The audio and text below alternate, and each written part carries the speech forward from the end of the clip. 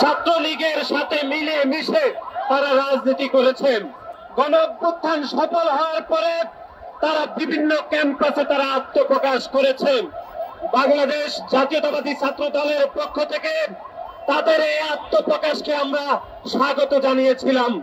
যুক্তরাষ্ট্রের ১ নম্বর gym chain gold gym এখন আবারও বাংলাদেশে।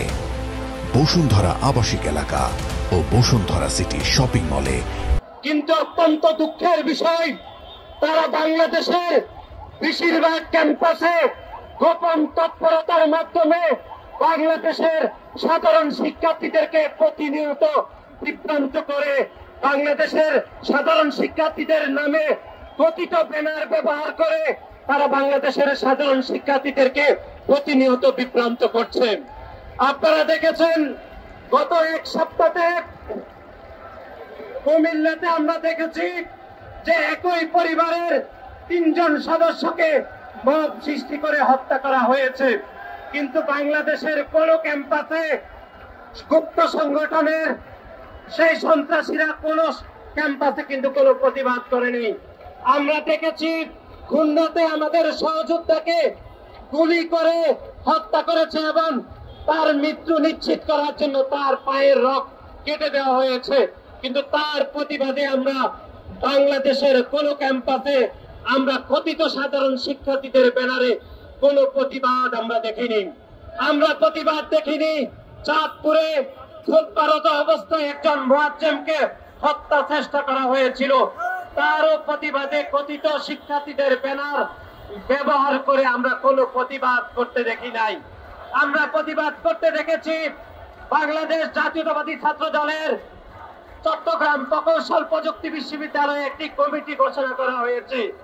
সেই কমিটিকে কেন্দ্র করে গুপ্ত সংগঠন কথিত শিক্ষার্থীদের ব্যানার ব্যবহার করে সাধারণ শিক্ষার্থীদেরকে বিভ্রান্ত করে বাংলাদেশ জাতীয়তাবাদী ছাত্র দলের নামে প্রোপাগান্ডা করেছে চট্টগ্রাম প্রকৌশল প্রযুক্তি বিশ্ববিদ্যালয়ে।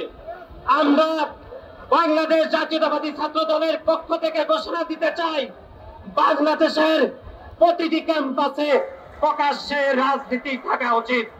বাংলাদেশের কোন শিক্ষার্থী চাইলে সে প্রকাশ্যে রাজনীতি করবে, কোন শিক্ষার্থীর যদি পছন্দ না হয় সে প্রকাশ্যে রাজনীতি নাও করতে পারে।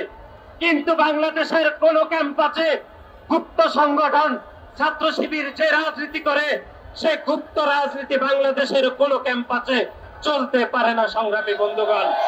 কিন্তু আমরা দেখেছি গত এক সপ্তাহে যতগুলো ঘটনা ঘটেছে তার কোনটির প্রতিবাদ আসলে হয়নি। কিন্তু চকবাজারে যে অনাকাঙ্ক্ষিত যে একটি মর্মান্তিক ঘটনা ঘটেছে তার প্রতিবাদে বাংলাদেশ জাতীয়তাবাদী ছাত্র দল তাৎক্ষণিক বিক্ষোভ মিছিল করেছে ঢাকা বিশ্ববিদ্যালয় ছাত্র দল, এবং তার পরের দিন ঢাকার যতগুলো শিক্ষা প্রতিষ্ঠান রয়েছে তার প্রতিবাদে এবং বিচারের দাবিতে আমরা বিক্ষোভ মিছিল এবং সমাবেশ করেছিলাম। কিন্তু অত্যন্ত দুঃখের বিষয়, বাংলাদেশের সেই গুপ্ত সংগঠন ছাত্র শিবিরের সন্ত্রাসীরা তারা চকবাজারের ঘটনাকে রাজনৈতিক রং দিয়ে তারা সাধারণ শিক্ষার্থীদের কথিত ব্যানার ব্যবহার করে তারা সাধারণ শিক্ষার্থীদের নাম করে তারা বাংলাদেশের সাধারণ শিক্ষার্থীদেরকে চরমভাবে বিভ্রান্ত করেছে। For more updates, follow us on Facebook, subscribe our YouTube channel, get the latest update on www.daily-sun.com.